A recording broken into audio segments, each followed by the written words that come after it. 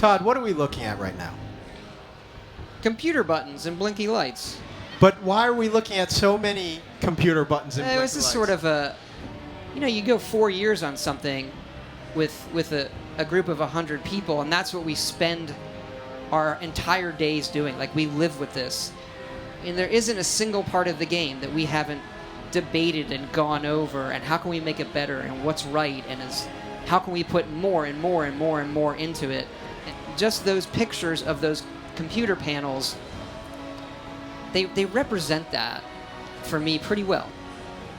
So you talk about building these worlds and building them from the ground up and trying to capture all those details. Now you're making a game that's coming out to the PS4, the Xbox One, and the latest PCs.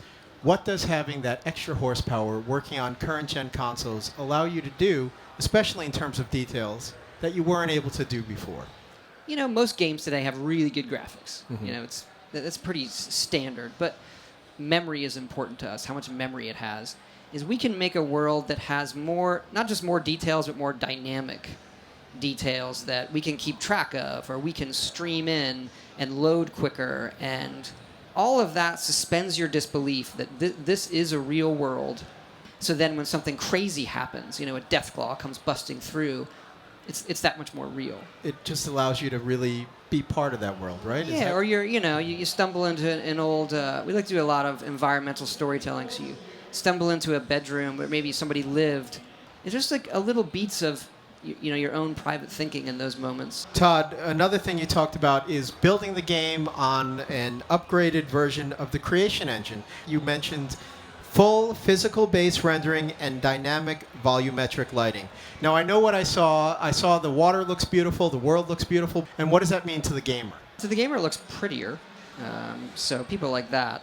The volumetric lighting, when the weather rolls in, that sense of haze isn't just a series of effects that are on the screen. They're actually tessellated, polygonal volumetric lighting that is hazing the world, and it's really good for Fallout because we're doing a lot of things that, even though we have areas that load, we have a lot more things that don't load. So you're going to enter into like a destroyed house, and then those dust and light fog shafts that are coming through, various holes from where the sun is. It just creates an atmosphere that we haven't been able to do before. I mean, speaking of living in this world, one of the first things that I noticed that I think a lot of people noticed was how much more vivid the colors are, especially the blues of the sky. Yeah, and it was funny. I think we're so used to it because we've been working on the game for so long that when people said, oh my God, there's blue, and looking back at 3, there is this sameness to the environment. If you're playing the game for an 8-hour stretch, it can be a little depressing. So our view was the world's already destroyed. You're going to get a lot of grays and browns and dust.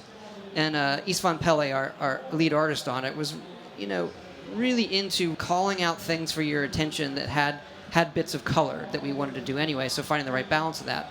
The other thing that people need to know, and we kind of hint at it in the trailer and the other footage, is that there is different weather. We actually have a part of the world we call the glowing sea, which is where the bomb falls.